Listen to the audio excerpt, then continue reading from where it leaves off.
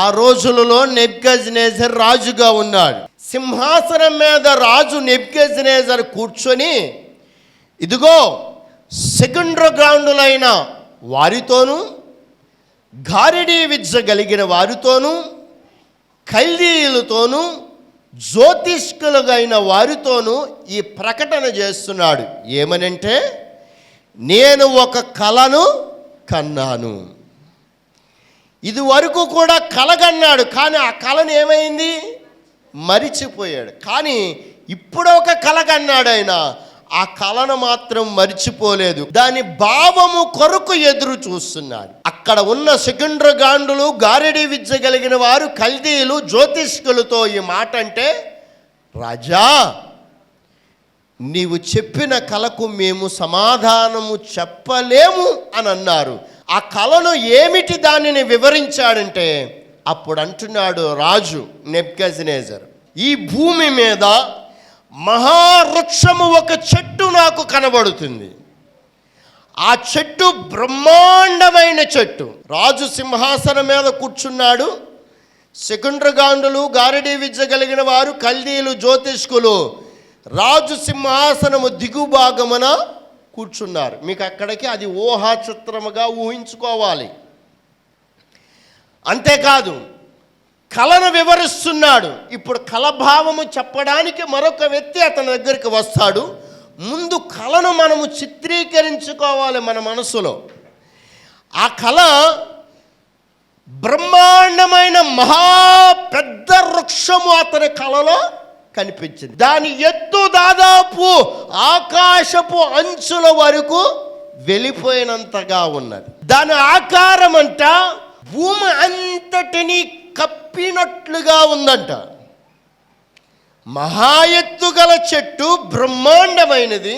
దాని విశాలత భూతలమంతా కూడా వ్యాపించినట్లుగా ఉంది. దాని ఆకులు సొగసైనగా ఉన్నాయంట. దాని పళ్ళంట విస్తారముగా ఉన్నాయంట. చెప్పండి, ఎలా ఉన్నాయి? చెట్టు మీరు అవగాహనలోనికి తీసుకొని రావాలి. ఆ చెట్టు ఎలా ఉంది? మహాబ్రహ్మాండమైనది, ఆకాశపు అంచుల వరకు ఉన్నట్లుగా మహా ఎత్తు కలిగినది. దాని విస్తరణ భూ విశాలత అనగా భూమిని కప్పినట్లుగా ఉందంట. దాని ఆకులు సొగసైనగా ఉన్నాయంట. దాని పళ్ళంట విస్తారముగా ఉన్నాయంట. ఆ చెట్టు నీడ దగ్గరికి అడవి జంతువులన్నీ కూడా వస్తున్నాయంట. అంతేకాదు, దాని కొమ్మల మీద ఆకాశ పక్షులన్నీ కూడా దాని కొమ్మల మీద ఉన్నాయంట. విస్తారమైన ఆహారము కూడా అక్కడ ఉందంట. ఇది నెబుకద్నెజరు చూసిన కళ. ఈ కళను చెప్పిన తర్వాత ఒక స్వరం వినబడుతుందంట. పరలోకములో నుంచి భూమి మీదకు ఒక జాగరుడు వచ్చి, పరిశుద్ధుడు వచ్చి స్వరం వినబడుతుంది. దీనిని కొట్టివేసి దీని కొమ్మలను నరికివేయండి, దీని పళ్ళను పారవేయండి, దీని కొమ్మలు లేకుండా చేయండి. ఇది భూమి మీద లేకుండా కిందకి అనగొదొక్కబడాలి. కింద ఉన్న మొద్దు మాత్రము భూమిలోనే ఉంచండి, దానిని తీయమాకండి. ఆ యొక్క మొద్దుకి ఇనుముతోనూ ఇత్తడితోనూ దానిని కట్టండి. దాని చుట్టూరు ఇనుముతోనూ ఇత్తడితో అనగా కంచుతో దానిని కట్టండి.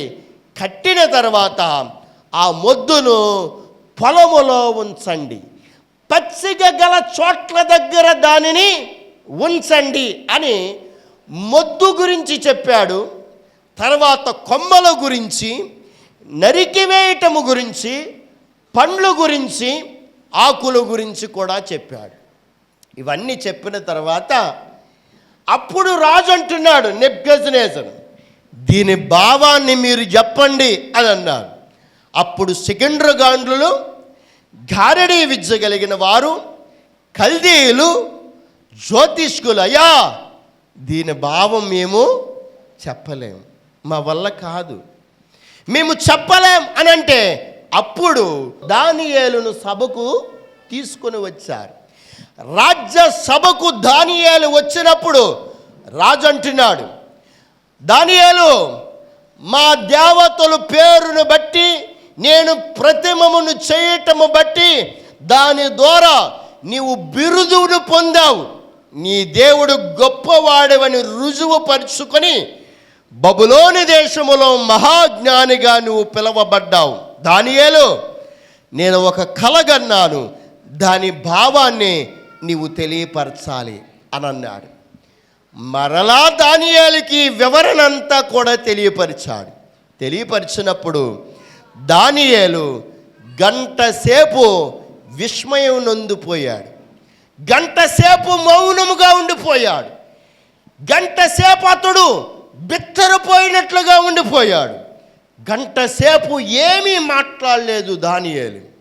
అప్పుడు రాజు అంటున్నాడు, నిస్సందేహముగా నీవు చెప్పు, ఏం పర్వాలేదు చెప్పంటే అప్పుడు దానియేలు అంటున్నాడు, అయ్యా, నీ శత్రువు విషయంలో ఈ కల వస్తే నేను సంతోషంగా చెప్పేవాడిని. మన పగవారి విషయంలో ఈ కల వస్తే నేను సంతోషంగా చెప్పేవాడిని.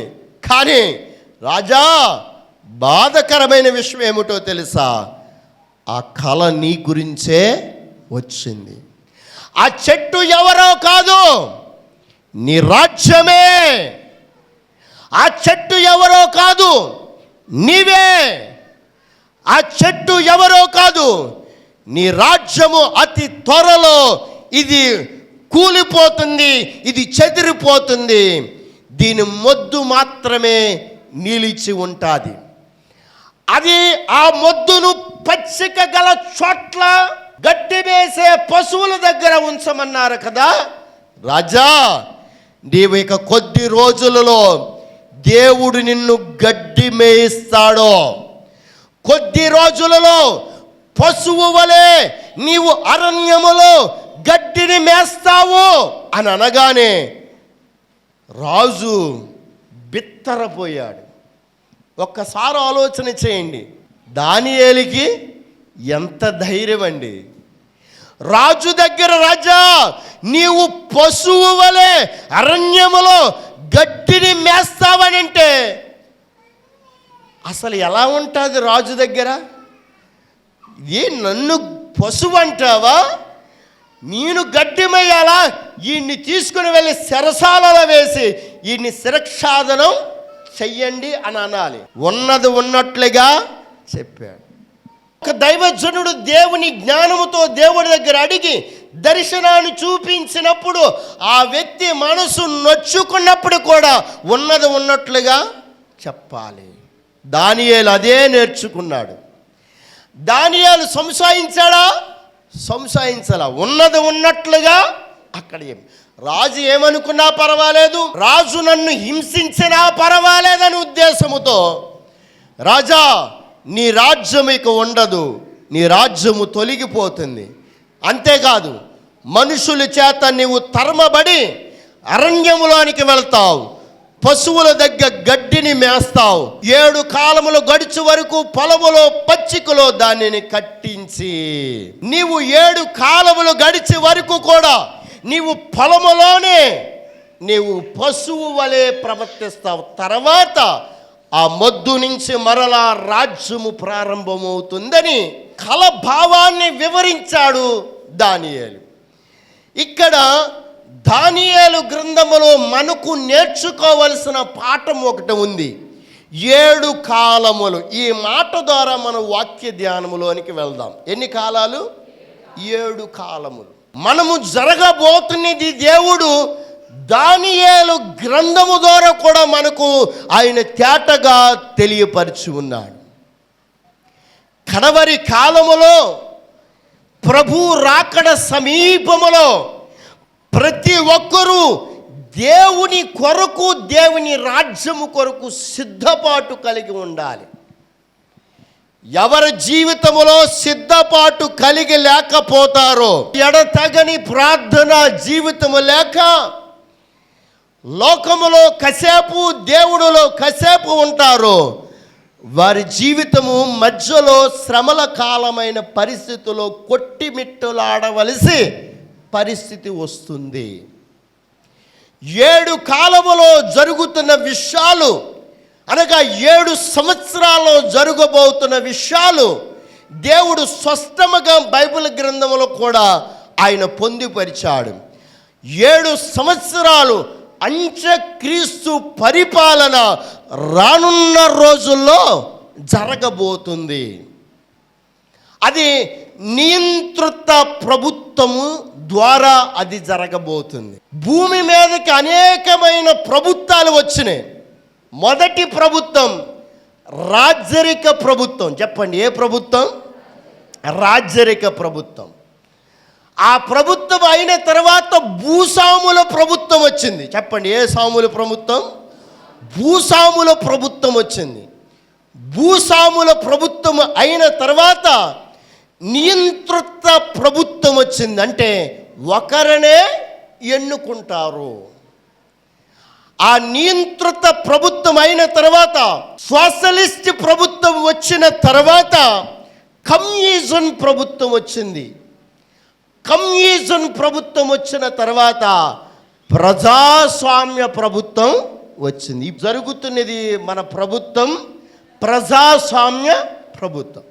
ప్రజలే నాయకుడిని ఎన్నుకోవాలి ఓట్లు వేసి. ఆ నాయకుడు దేశాన్ని నడిపించాలి.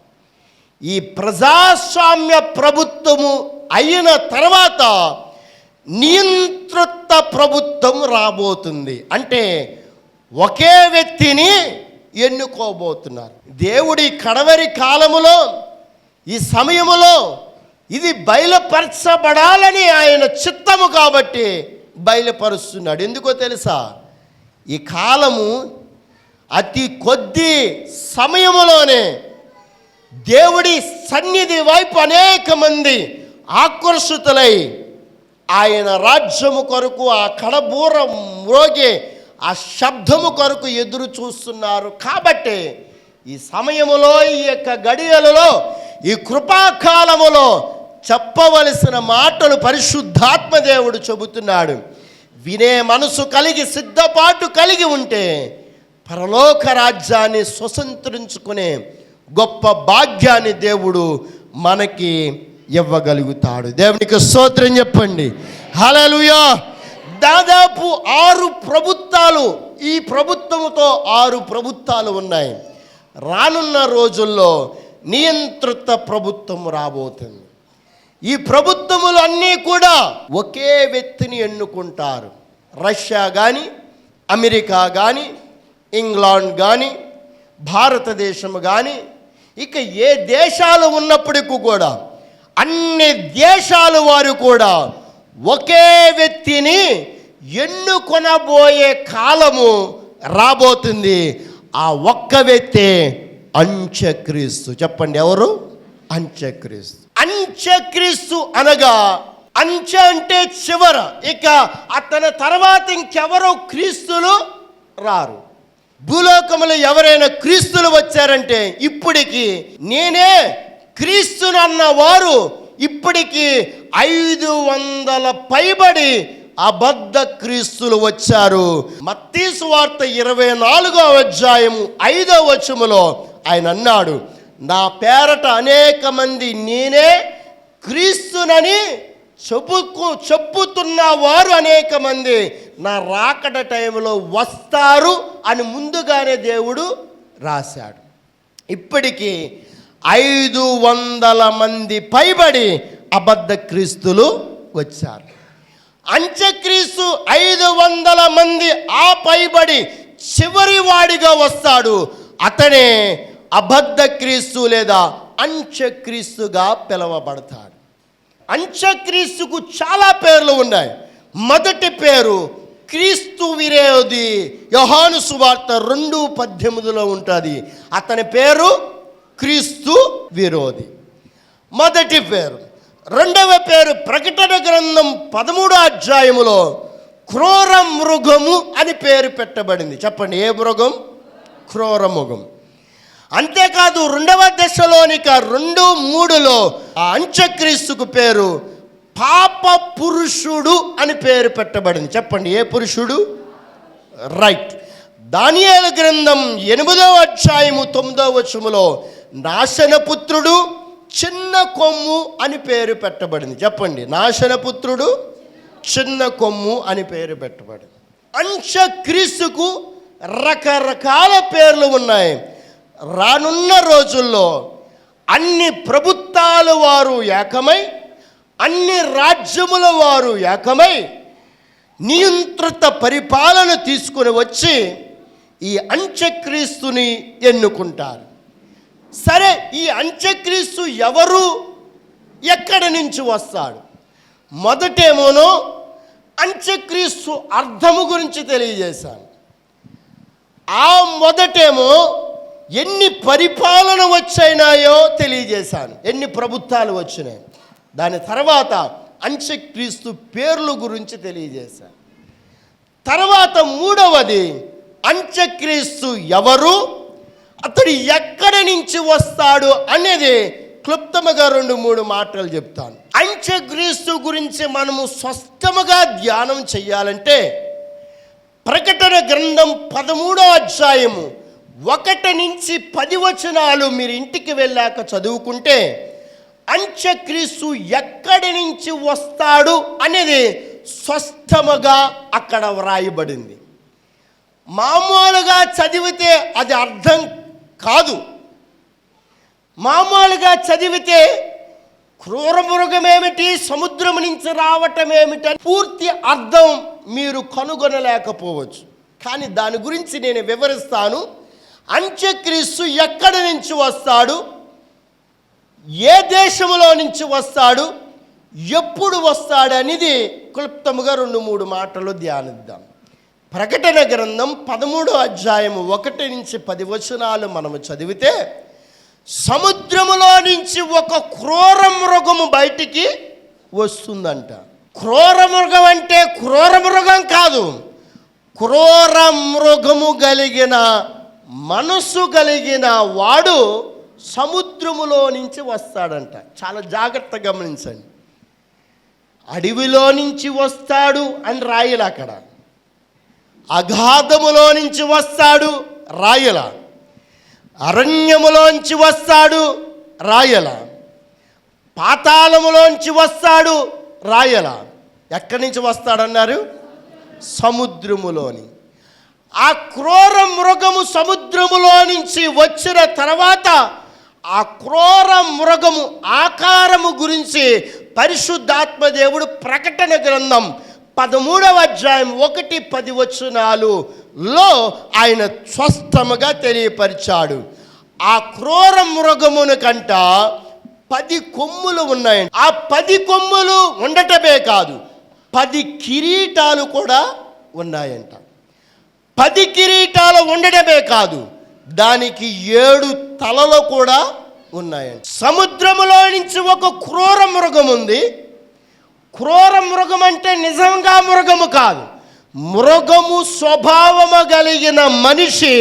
ఆ మనిషే అంత్యక్రీస్తు, అనగా అబద్ధ క్రీస్తు, క్రీస్తు విరోధి, పాప పురుషుడు, చిన్న కొమ్ము, క్రూర మృగమైన స్వభావము కలిగిన అబద్ధ క్రీస్తు వస్తున్నాడు.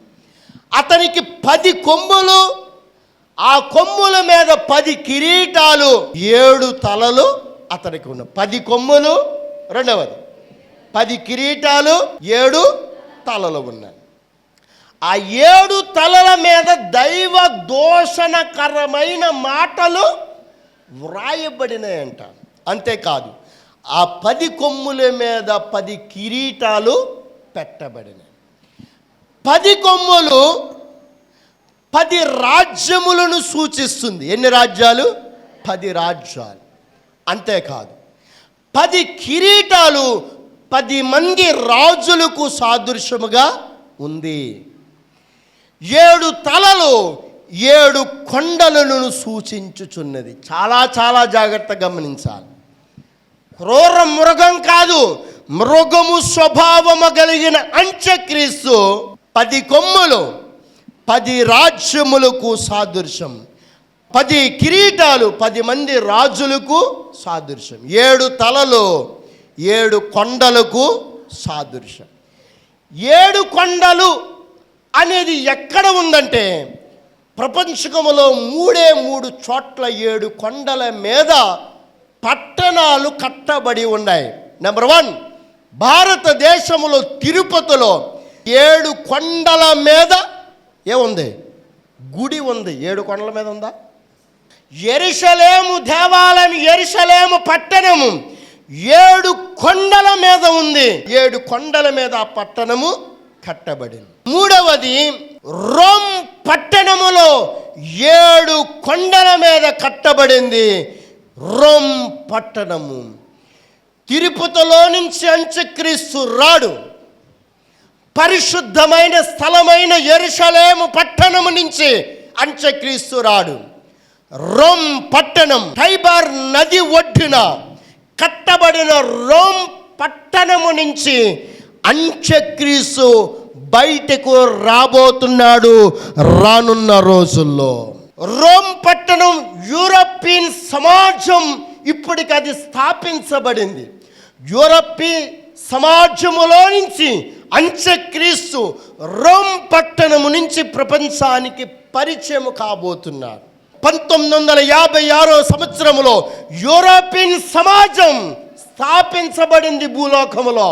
ఆ సమాజంలోనికి అనేక మంది సభ్యులు చేరుతున్నారు. సభ్యులు చేరిన తర్వాత రానున్న రోజుల్లో ఆ యూరోపియన్ సమాజం 10 రాజ్యములుగా కొలవబడుతుంది. 10 రాజ్యములుగా మారతాది. 10 కొమ్ములు అన్నాను చూసారా? 10 రాజ్యములుగా ఉంటుంది. రెండవది, 10 రాజ్యముల మీద 10 మంది రాజులు యూరోపియన్ సమాజం మీద రానున్న రోజుల్లో ఆ రాజ్యాన్ని 10 మంది రాజులు పరిపాలన చేయబోతున్నారు. ఇందాక నేను చెప్పాను చూసారా? సముద్రములో నుంచి క్రూర మృగం రావడం ఏంటి? అరణ్యములో నుంచి అని రాయాలి, లేదంటే అగాధములో నుంచి అని రాయాలి. ఎందుకు రాశారో తెలుసా?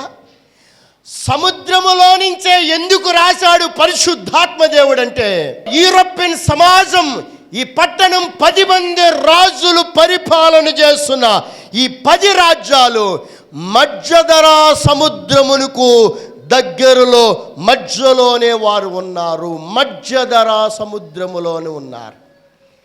ఈ 10 మంది రాజులు వీరు అందరూ ఏకమై ఒకే రాజుని ఎన్నుకుంటారు, అనగా అంత్యక్రీస్తుని ఎన్నుకుంటారు. యూరోపియన్ సమాజములో నుంచి ఆ మధ్యధరా సముద్రము దగ్గర నుంచే ప్రపంచానికి పరిచయం అవుతాడు. అందుకనే ప్రకటన గ్రంథములో 10 కొమ్ములు, 7 తలలు, 10 కిరీటాలు తెలియపరిచాడు. 10 కొమ్ములు 10 రాజ్యములకు సాదృశ్యం, 10 కిరీటాలు 10 మంది రాజులకు సాదృశ్యం, 7 తలలు 7 కొండలకు సాదృశ్యం. సముద్రములో నుంచి రావటం అంటే వారి మధ్యధరా సముద్రం ఉంది. క్రూర మృగం అంటే నిజముగా మృగము కాదు, మృగము అంటే స్వభావము కలిగిన అంత్యక్రీస్తు భూమి మీదకి అనగా ప్రపంచానికి పరిచయం కాబోతున్నాడు. ఆల్రెడీ యూరోపియన్ సమాజం 1956లో ఆవిర్భవించింది. అది విస్తరణ కాబోతుంది. అనేక మంది సభ్యులు దానిలోనికి రాబోతున్నారు. దానిలో నుంచే అంత్యక్రీస్తు యూరోపియన్ సమాజములో నుంచే బయటకు రాబోతున్నాడు. ఇది 3వ అంశం. 4వ అంశం, అంత్యక్రీస్తు రాజ్య స్థాపనకు దశలు ఎలా ఉంటాయి? దానియేలు గ్రంథములో 7 కాలముల గురించి తెలియచేశాడు. 7 సంవత్సరాలు అంత్యక్రీస్తు భూమి మీద పరిపాలన చేయబోతున్నాడు. అతను వచ్చే సమయంలో ఎక్కడి నుంచి వస్తాడు, ఎలాగూ వస్తాడు, ఏ సమాజం నుంచి వస్తాడు, ఎంతకాలము పరిపాలన చేస్తాడు అనేది క్లుప్తముగా మనము ధ్యానించుకున్నాం. అంత్యక్రీస్తు రాజ్య పరిపాలన దశలు ఏమిటి? ఇది 4వ అంశం. ఆల్రెడీ అంత్యక్రీస్తు తన రాజ్య పరిపాలన కొరకు సిద్ధము చేసుకుంటాడు. వెంటనే పరిపాలన జరిగిపోదు. ఇప్పుడు ఆల్రెడీ సిద్ధమవుతుంది తన రాజ్య పరిపాలన గురించి. మీకు బాగా అర్థం కావాలంటే, ఒక ఇల్లు కట్టాలంటే ఆ ఇంటికి ముందుగా కావలసిన మెటీరియల్ అన్నీ కూడా ఏం చేస్తాం? దించుతాం. ఇల్లు కట్టేవాళ్ళంటే ఏమీ దించకుండా అది సిద్ధము కాదు. అలాగే రాజ్య పరిపాలన, అంత్యక్రీస్తు రాజ్య పరిపాలన జరగాలంటే ముందుగా తను సిద్ధము చేసుకోవాలి సమస్తమును. ఇప్పుడు అది సిద్ధమవుతుంది.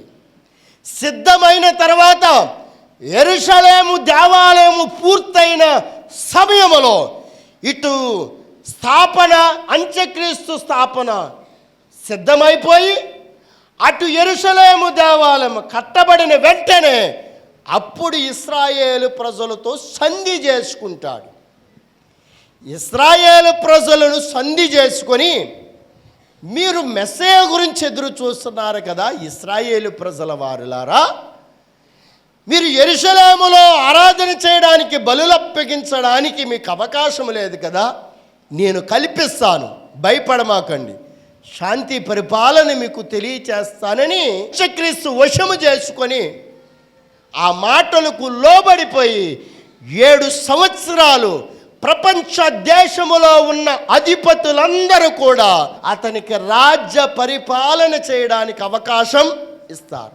ఎలా ఇస్తారంటే, అప్పటికే అన్ని దేశాలలో వారు శాంతి లేకుండా కొట్టిమిట్టులాడిపోతారు. ఆయా దేశాలలో ఉన్నవారు ఇప్పుడు ఎలా ఉన్నారంటే, శాంతి, ప్రపంచ శాంతి కావాలి అని ఎదురు చూస్తున్నారు. ఐక్యరాజ్య సమితిలో ఈ ప్రపంచ శాంతి కొరకు మాట్లాడడానికి ఇష్టపడుతున్నారు. అంటే ప్రపంచకములో రానున్న రోజుల్లో శాంతి అనేది ఉండదు. భారతదేశం మీదకి అనేక దేశాలు రావచ్చు. ఈ దేశము అనేక దేశాలను కొట్టిమిట్టులాడి చేసే పరిస్థితి రావచ్చు. అంటే దేశముల మీదకి దేశము కొట్టుకునే గడియ దగ్గరగా ఉంది. 2వ ప్రపంచకము తర్వాత ఇక ఏమీ లేవు అని అనుకుంటున్నారేమో, ఇక రానున్న రోజుల్లో జరగబోతున్నాయి. అంతేకాదు, ప్రజల దగ్గర ప్రజలు కొట్టుకు చచ్చిపోతారు. వాణ్ణి కొడితే కొద్దిగా డబ్బు వస్తుంది, నేను బ్రతుకుతాను అంటే జనము మీదకి జనము కొట్టుకొని చచ్చిపోతారు. రాజ్యాల మీదకి రాజ్యాలు కొట్టుకొని సత్తారు. మనుషుల మీదకి మనుషులు కలయిక లేకుండా, సమాధానం లేకుండా మరణ సంఖ్య ఎక్కువైపోతుంది. రానున్న రోజుల్లో ఇది జరగబోతుంది. ఖచ్చితము ఇది జరగబోతుంది. బైబిల్ గ్రంథం స్పష్టముగా దేవుడు తెలియపరిచాడు. రానున్న రోజుల్లో భయంకరమైన కరువు రాబోతుంది. ఇప్పుడు కరువు అనేక దేశాల్లో రాబోతుంది. అనేక దేశాల్లో వచ్చింది. దేశ సరిహద్దులు దాటుకొని అనేక మంది వచ్చేస్తున్నారు. ఆయా దేశాలకు వలస వెళ్ళిపోతున్నారు. నిజముగా దేవుని మహాకృపను బట్టి భారతదేశం కొద్దిగా అలాగూ నిలబడి ఉంది. కొంతమంది నీతిమంతుల ప్రార్థన బట్టి, దేవునికి స్తోత్రం చెప్పండి, హల్లెలూయా. యథార్థవంతుల ప్రార్థన బట్టి దేవుడు కాపుదల కొద్దిగా ఇచ్చాడు.